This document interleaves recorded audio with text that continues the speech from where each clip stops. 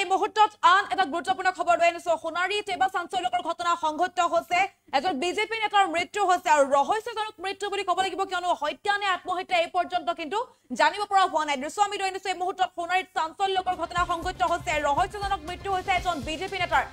BJP নেতাৰ আত্মহননৰ পথ বাছি লোৱা বুলি সন্দেহ প্ৰকাশ যদিও কৰা হৈছে পৰিয়ালৰ লোকৰ মতে কিন্তু অন্য কিবাও হ'ব পাৰে বুলি সন্দেহ কৰিছে পৰিয়ালৰ লোকে সোণাৰীত বিজেপি নেতাৰ চৰম সিদ্ধান্ত গ্ৰহণ কৰাৰ সন্দেহ প্ৰকাশ কৰা হৈছে চৰম সিদ্ধান্ত গ্ৰহণ কৰিছে সোণাৰীৰ ৰজাপুখুৰী পঞ্চায়তৰ সভাপতি দেৱজিৎ হাজৰিকাই ৰজাপুখুৰী পঞ্চায়তৰ সমীপতে চৰম সিদ্ধান্ত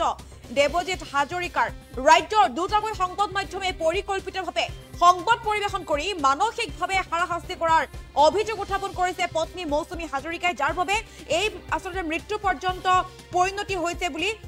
অভিযোগ উত্থাপন কৰিছে পত্নী মৌচুমী হাজৰিকাই আৰু লগতে মুখ্যমন্ত্ৰীলৈ কাটৰ আহ্বান জনাইছে মুখ্যমন্ত্ৰীলৈ বাৰে বাৰে ফোন কৰি আছো কিন্তু এবাৰ ৰিসিভ কৰক বুলি কাটৰ আহ্বান জনাইছে পত্নী মৌচুমী কিন্তু এয়া হত্যা নে আত্মহত্যা বৰ্তমানো কিন্তু নিশ্চিত হোৱা নাই যদিও সোণাৰীত বিজেপি নেতাগৰাকীয়ে চৰম সিদ্ধান্ত গ্ৰহণ কৰিছে বুলি একাংশৰ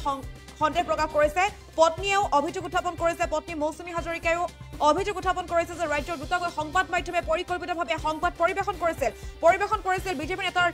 দেৱজিৎ হাজৰিকাৰ বিৰুদ্ধে যাৰ বাবে মানসিকভাৱে হাৰাশাস্তি পাইছিল বিজেপি নেতা গৰাকী আৰু তাৰ পাছতে আত্মহননৰ দৰে কঠোৰ সিদ্ধান্ত গ্ৰহণ কৰিবলগীয়া হৈছে বুলি পত্নী মৌচুমী হাজৰিকাই অভিযোগ উত্থাপন কৰিছে কিন্তু বৰ্তমানো এয়া হত্যা নে আত্মহত্যা বৰ্তমান পৰ্যন্ত কিন্তু নিশ্চিত হোৱা নাই আৰু পত্নীৰ ভাষ্য আছে পত্নীৰ ভাষ্য আমি প্ৰথমে শুনাই দিব বিচাৰিছো মই এটো এতিয়া মই ক'ব নোৱাৰো মই আজি সিএম ছাৰলৈ ফোন কৰি আছো সিএম ছাৰে যাতে মোৰ ফোনটো ৰিচিভ কৰে যেটো কোনো মানুহ কৰা নাছিলে ৰাতিপুৱা গধূলিলৈকে অকল সমাজৰ কামে কৰি ফুৰে আৰু যেটো মানুহে ঘৰত আজি টকা 10,000 দি পোৱা নাই যে এইটো পইচা থৈ দে আজি হে মানুহটোক এনেকুৱা এটা দুখী হৈ যায় যে মানসিক ইমান অত্যাচাৰ কৰিলে হেবো এনডিএফবি নে কি হে দুলাল দাস নে কি হয় দুলাল মালিক নে কি হয় হেজনে যে আজি গুৱাহাটী বা ৰাজ্যপাললৈ যে 2,16,000 টকা হেতু কাৰণে যে এনকুৱাৰী পঠিয়াবলগীয়া হৈছে যেটো এনকুৱাৰী ইয়াত ব্লগৰ বাইদেউ ডিসি ছাৰে কৰিছিলে হেতু এনকুৱাৰীত মানি ল'ব পৰা নাই 2,16,000 টকা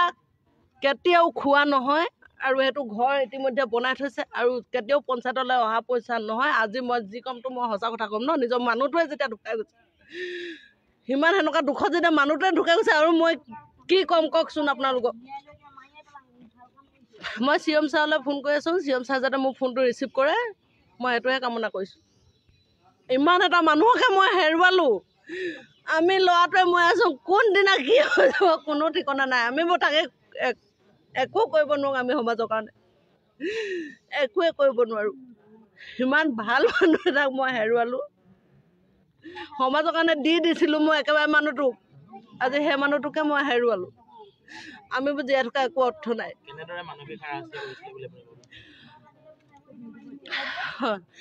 মই গোটেইখিনি মই নিউজত দিম অলপ পিছত মোৰ ওচৰত আছে ৰিপৰ্টখিনি ৰাজ্যপালৰ পৰা যেতিয়া এনকুৱাৰী আহে ডিসি ছাৰ এডিসি ছাৰে কি এনকুৱাৰী কৰিলে যদি আমাক এখন কাগজ নিদিলা 24 তাৰিখেতো আগষ্টৰ 24 তাৰিখে তেওঁলোকে ডিসি অফিচত মাতি নিছিলে ন এডিসি ছাৰে মাতি নিছিলে ব্লকৰ বাইদেউ আহি ঘৰত ফটো মাৰি নিছে পঞ্চায়তত এনকুৱাৰী কৰিছে গোটেইখিনিতো ডিসি ছাৰৰ হাতত দিয়া হৈছিলে কি কাৰণে আমাক এখন কাগজ নিদিলে কওকচোন আজি যে মানুহটোৱে সেইটো যে বাৰে বাৰে উপপা যে আজি ৰাজ্যপালৰ পৰা আহিবলগীয়া হৈছে কিমান টকা মানুহে খায় কওকচোন এটোতো কোনো খোৱাটোতো এনকুৱাৰী হৈছে খাইছেনে নাই খোৱাটো সেইটো এনকুৱাৰী হৈছে সেই এনকুৱাৰীটো কিয় নিদিলে সেইটোতো চবেই গম পাব লাগিছিলে আজি আমাক মিছা অভিযোগ সেইটো কেতিয়াও সম্ভৱ নহয় আৰু যিটো মানুহে ৰাতিপুৱা পৰা গধূলিলৈকে মই যিমান পূজা কৰোঁ তাতকৈ মোতকৈ বেছি পূজা কৰে তেনেকুৱা এটা মানুহে মন্দিৰৰ পইচা খাব বুলি কৈ যে আজি ইমান ডাঙৰ অপবাদ এটা দি মানুহটো এনেকুৱা এটা কৰিলে মাৰিয়ে পেলাইছে দে এতিয়া নিজে কৰিছে মই সেইটো ক'ব পৰা নাই নিউজ লেবত দিছে ৰফিক আহমেদ বাৰে বাৰে যে নিউজ চেনেলত দিয়ে যেটো নিউজ চেনেলটো সিএম ছাৰৰ হয় বাৰে বাৰে যে অকল বিজেপি কথাকেই বেয়াকে লিখে বিজেপি কংগ্ৰেছ বুলি মই কোনো দলৰ মানুহ নহয়